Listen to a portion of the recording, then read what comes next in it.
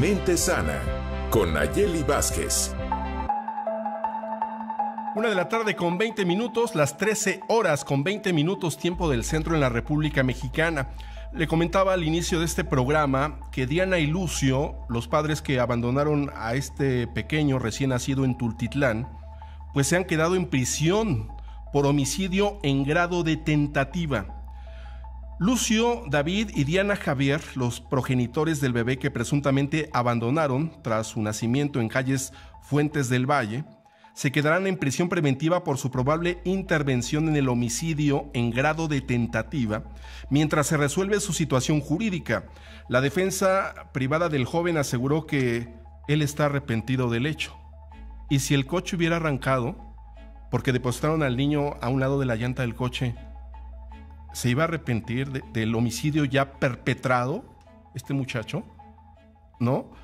La pareja enfrentó este domingo la audiencia inicial por los hechos ocurridos el 11 de febrero pasado, cuando Diana dio a luz al bebé de ambos en su lugar de trabajo, una pastelería familiar, y le habría pedido a Lucio, su pareja, desde hace 1 año y medio, que se deshiciera del producto, incluso que lo aventara a un canal. Y aquí, eso está grabado en conversaciones de WhatsApp. La Fiscalía Mexiquense tiene las entrevistas de las madres de los jóvenes que desconocían el embarazo de Diana, incluyendo también su empleador, quien también señaló que no reportó su estado. Videos de la pastelería y del sitio en donde fue abandonado el bebé de 36 semanas en gestación, pues todos los están interrogando sobre esta lamentable situación. Y es sobre el caso que vamos a platicar con la psicóloga Nayeli Vázquez esta tarde. Nayeli, ¿qué tal? Buenas tardes. Buenas tardes, querido Héctor. Un gusto saludarte a ti y al auditorio. Un caso que sin duda estremece el corazón yo creo que de todos. Sí, Nayeli, es un caso bárbaro. A ver, una cosa son los hijos no deseados y otra cosa es intentar matar a un bebé recién nacido. ¿Quién puede motivar, Nayeli, a una pareja no solo a abandonar al hijo, sino colocarlo en una bolsa delante de las llantas de un coche para que cuando arrancara el vehículo pues lo aplastara? Esta es una pregunta muy complicada de responder porque hay que entender que el ser humano tiene 3 componentes. El ser humano es biopsicosocial, es decir, tenemos factores biológicos implicados que vienen pues en nuestras cadenas de ADN, en nuestra herencia y demás, pero también tenemos la parte social, es decir, cómo fuimos criados, bajo qué bases nos criaron, qué cosas vimos en la cultura en la que nos desarrollamos, y viene la parte psicológica, cómo interpreté todo eso que yo vi. Entonces, ¿qué podría motivarlos? Podríamos hablar de muchísimas razones, desde la falta del desarrollo de la moral hasta problemas con la toma de decisiones. Y cada uno de ellos podría tener una manera diferente de observar el mismo hecho. Entonces, aquí para ser más específicos, tendríamos que observar a cada uno de ellos de manera profunda, entender de dónde viene, cuál es su cultura, cuáles son sus pensamientos, y entonces poder entender profundamente qué es lo que estaba pasando dentro de la mente de cada uno de ellos para tomar este tipo de decisiones. Lo que sí es cierto es que también somos seres que tenemos la parte de la psicología social, es decir, cuando 2 o más personas están actuando por un mismo fin, solemos jalarnos hacia allá. Entonces, muchas veces, si no tenemos una moral bien arraigada, la misma persona puede estarnos jalando hacia el otro lado. Entonces, tenemos que observar ahí mucho la dinámica. Es una pregunta súper complicada de responder. También yo creo que la falta de información, Nayeli, porque existe para las parejas, sobre todo para las madres jóvenes, que no quieren quedarse con el bebé, lo pueden entregar hay asociaciones civiles que reciben a los niños recién nacidos y los dan en adopción a parejas que no pueden procrear. También la información es muy importante para estos casos. Te pregunto, Nayeli, para ambos jóvenes, ¿la edad tiene algo que ver para actuar de esta forma con el abandono de un menor? Es algo que se ha planteado desde hace mucho tiempo, desde la parte de las neurociencias, en qué momento el cerebro del ser humano ya está maduro para la toma de decisiones y en qué momento es irracional. Y si bien es cierto que en la edad de más o menos 18 o 20 años todavía nuestro cerebro se sigue desarrollando, también la neurociencia ha entendido que nuestro cerebro tiene esta neuroplasticidad y se sigue desarrollando a lo largo de toda nuestra vida. Entonces, si bien podemos llegar a ser un poquito poquito más impulsivos y más irracionales, también tenemos esta parte, como te decía, biopsicosocial, la parte de nuestra conducta moldeada por nuestra cultura y el lugar en el que estamos. Entonces, si nosotros tenemos una moral bien determinada y una base sólida, difícilmente tendríamos este tipo de decisiones porque nuestro código ético y nuestro código moral nos impediría hacerlo.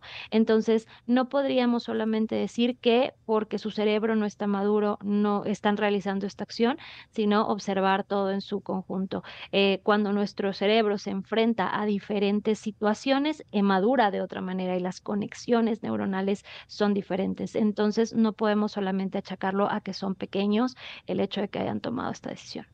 Sí, también está la cuestión del instinto, el instinto de la especie humana, porque platicaba yo al inicio del programa que se han dado casos que abandonan a un recién nacido en un basurero y resulta que está una perrita junto a él dándole calor, esperando a que un humano lo recoja, o a una gatita, también se han dado esos casos, ¿no? Que cuidan a un recién nacido por ese instinto de sobrevivencia de los mamíferos superiores, ¿no? Pero también una pregunta que me surge, Nayeli, es, ¿estos jóvenes les podrían dar la patria potestad de su hijo una vez que salgan de la cárcel? ¿Esto es posible después de lo ocurrido? Yo esperaría de manera, y eso Sí. lo hablo a título personal, yo esperaría que no fuera así.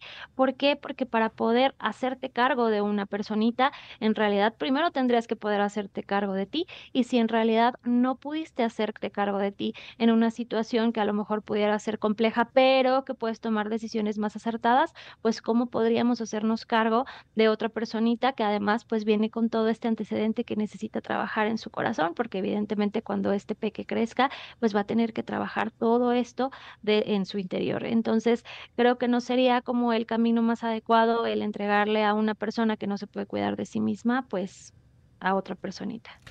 Hay otro factor, los padres de los jóvenes, porque ahorita que leíamos la noticia, Nayeli, la muchacha nunca le dijo a su madre o a su papá que estaba embarazada, les ocultó, quizá por temor a los padres, alguna reacción de los padres. Aquí también hay un factor de responsabilidad de cómo crearon los padres a estos jóvenes.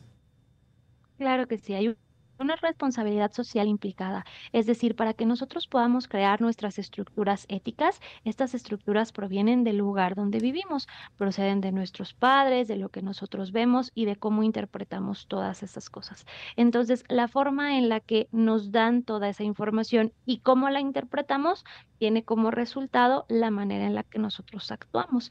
Entonces, evidentemente, el cómo soy tratado y cómo está funcionando la cultura donde estoy inserto, en este caso mi familia, que es la parte más cercana, va a determinar también cómo voy a tomar yo mis decisiones.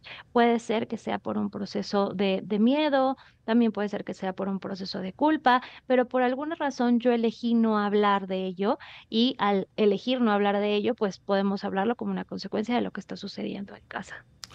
Y aquí también yo creo que lo que tiene que ver con estos jóvenes es un esquema de rehabilitación, ¿verdad? O sea, no los vamos a desaparecer de la faz de la tierra, ¿no? Porque estaríamos actuando de la misma forma como ellos actuaron con el bebé. ¿Necesitan rehabilitación, tratamiento psicológico, tratamiento psiquiátrico? ¿Esto podría hacer que vuelvan a retomar su vida de una manera normal, entre comillas, lo de normal? Tendría que realizarse una evaluación para poder determinar qué camino sigue un proceso terapéutico o psiquiátrico. Necesita hacerse una evaluación y entender primero qué es lo que está sucediendo con la persona, si tiene algún tipo de trastorno o padecimiento, si proviene de la cultura, de las interpretaciones, de dónde vienen estas ideas y estas decisiones, y entonces se traza el camino terapéutico adecuado o farmacológico. Entonces, lo primero que se tendría que realizar es una evaluación y ya posteriormente se hace el tratamiento. Si la persona se apega al tratamiento y si no estamos hablando de una cuestión biológica, es decir, que tengamos algún tipo, por ejemplo, de esquizofrenia o algún tipo de cuestión que venga de la parte biológica, es probable que podamos tener una rehabilitación adecuada. De no ser así, bueno, entonces ya el tratamiento sería distinto. Bueno, hay que recordar, Nayeli, que el padre, el progenitor, tiene 18 años. Apenas alcanzó la mayoría de edad. La madre, 21 años, ¿no? Por lo cual, pues sí sería deseable un tratamiento para que, pues, pudieran rehabilitarse. Yo sí creo que que pueden, que es necesario, ¿no?, que se dé esto. Finalmente es un caso terrible, Nayeli, y por supuesto, pues sí, son importantes los conceptos que nos has dado, Nayeli. Si nos quieres, por favor, recordar tus redes sociales.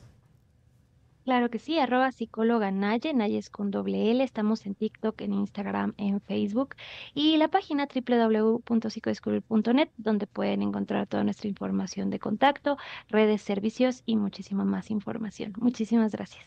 Así es, Nayeli, nos vemos y nos escuchamos la próxima semana. Muy buenas tardes. Buenas tardes, querido Héctor. Estamos en Imagen Informativa, segunda emisión de sábado.